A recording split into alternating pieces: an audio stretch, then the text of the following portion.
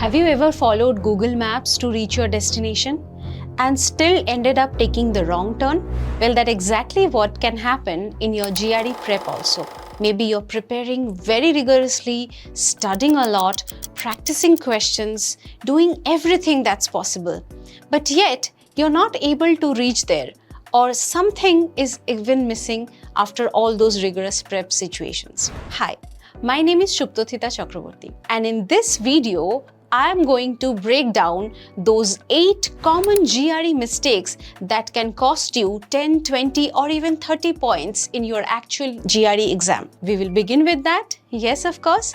But before we begin, I want to take this moment to tell you, if you are new to our channel, please consider subscribing to this channel, and for more updates, keep following this page. Also, share this video with all of those who are in need of this at the current moment. So whether you are starting with your GRE prep or you're just about to reach the finish line, I'm definite that this video is going to be very enriching for you. Stick till the end, because at the end, I'm going to give you a bonus tip that can elevate your score to manifold extent. So let's begin.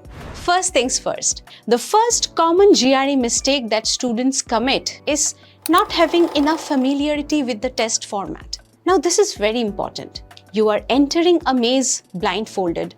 Will you be able to reach your goal? Of course not. So you need to know the test inside out. What are the sections? What is the section order that you will be getting your questions in? And let's say, what are the question types that you will be able to see? Plus, what is the timing? And what should be your pacing goals? A lot of things you need to understand about the test. The verbal section, the quantitative reasoning section, the analytical writing section. What are the respective raw scores and what are the respective officials scores that you will get in your report? It's very crucial to know the test. Also, do you know that this test, in this particular test, you can skip questions? And in fact, the sections are adaptive in nature. So there are a lot of things that we need to know about the test, because when you know what you're facing, you almost have a lot of advantage for a win-win situation. That gives you confidence to really navigate this test in a very easy manner. All right. The second common mistake that we see among GRE students is not having a structured study plan. Now, you definitely need to have a structured study plan which is goal-driven. What are the necessary questions you should be doing? How you should be doing those questions? How many reading comprehension questions you should do? How many text completion, sentence equivalence questions you need to perform? And how to master those concepts? And after mastering those concepts, what all guided practice do you need to perform? It requires you to have a very concrete study plan if you want to ace your GRE game. But for this, you definitely are not alone. At IMS, the Princeton Review, we mentors are there to help you out structure a personalized study plan. So at IMS, the Princeton Review, we will provide you with a wonderful diagnostic test. Yes, this test is going to help us analyze your pain points, your weaknesses, the areas that you really need to improve. And using all of those data, we will be able to give you a structured study plan that's going to elevate your scores. All right, so let's move on to the next that we have to speak about over here. The third most common mistakes that students usually do is having a weak strategy for vocabulary learning. They usually often rote memorize words without really understanding what are the context these words could be used as. At IMS, the Princeton Review, we have a wonderful vocab app. And more than the resource that we provide, we have a very interesting methodology of using memory aids that helps you retain the words better. So start learning words in the context instead of just rote memorizing the definitions. All right? So let's move on to our next, ignoring official tests. Yes, this is again a very common mistake that students perform. You have to undertake the official mocks and go through the power prep tests that are there in the portal.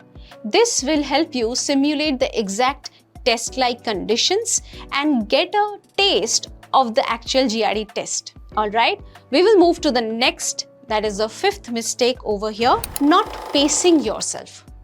Now, that can cause you a lot of points.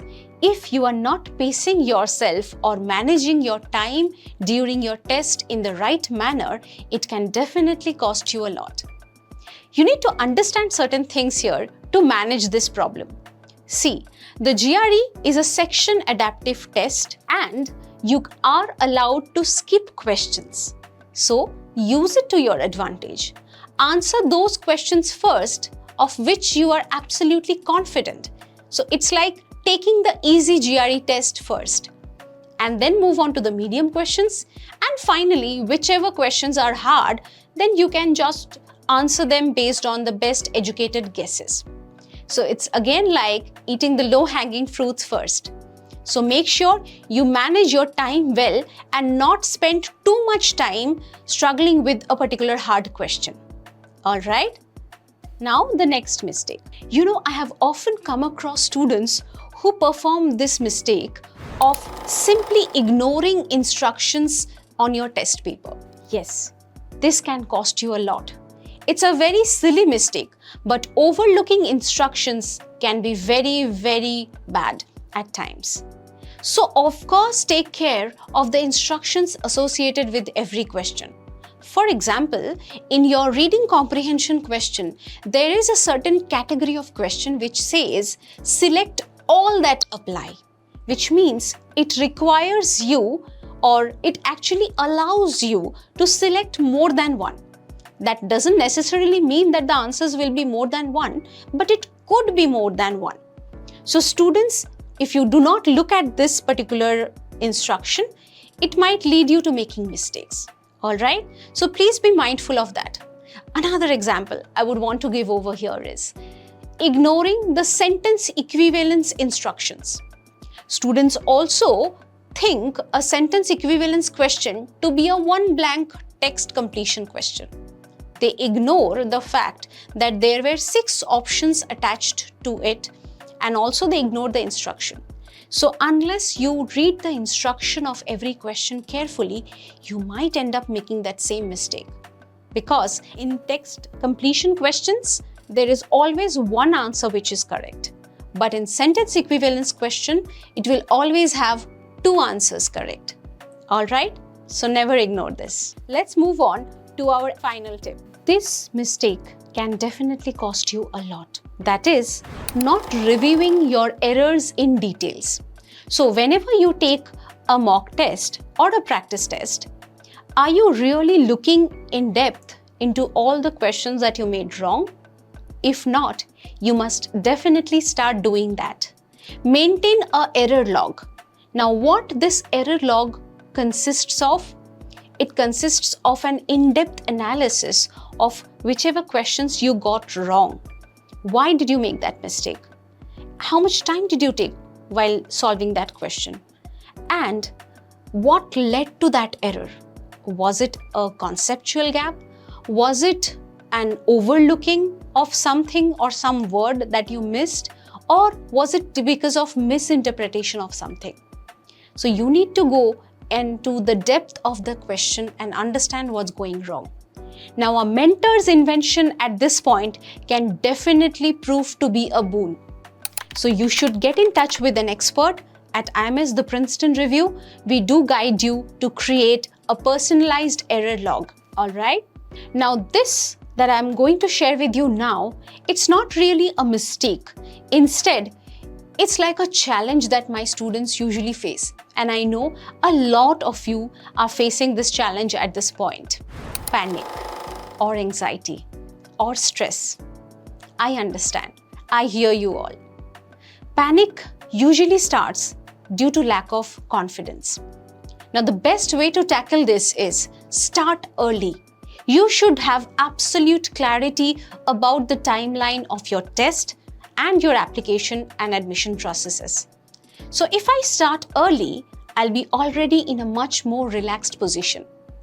Now, even after that, I have seen students have been doing their preparation well, but later on at some point or the other, panic sets in or a lot of test anxiety leads to poor results and poor scores.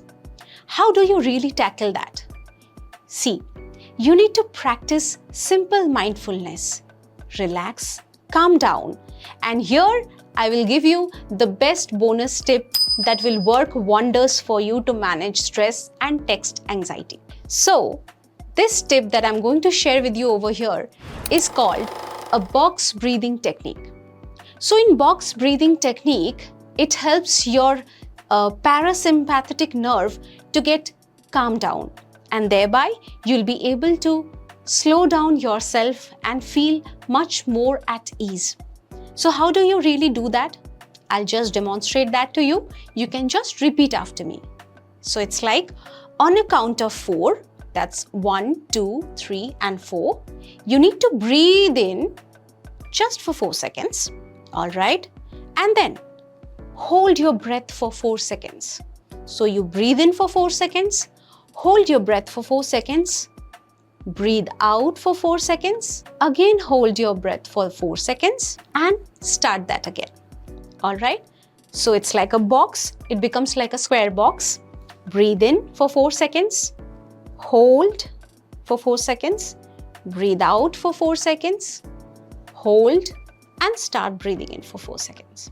All right. You can do this in 3 sets and you will feel much more at ease. Especially next time you're going for your GRE test, please watch this out and practice this. In fact, I would suggest you do this breathing exercise every day. All right. I hope that was helpful for you, and continue to practice mindfulness and other breathing exercises that can help you calm down and feel relaxed. And for more such tips, you can connect with us for further details. If you want to join our GRE classes, you can please check out on the links given in the description box. I wish you the very best for your GRE preparation and your upcoming tests. See you soon. Thank you so much.